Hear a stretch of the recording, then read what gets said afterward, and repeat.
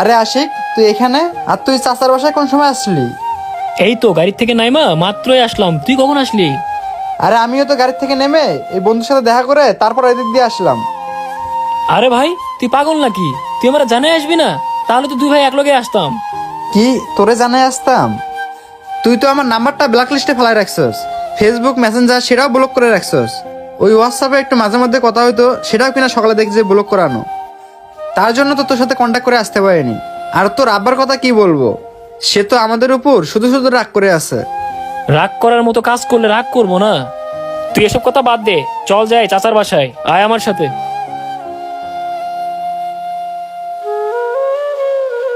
চাচা। আশিক, তুই কেমন আছস? ভালো আছো চাচা? বাজান, আসতে রাস্তায় কোনো প্রবলেম হয় নাই তো? না চাচা, আমার আসতে কোনো অসুবিধা হয় নাই। তোর আব্বার এইমাত্র ফোন দিয়া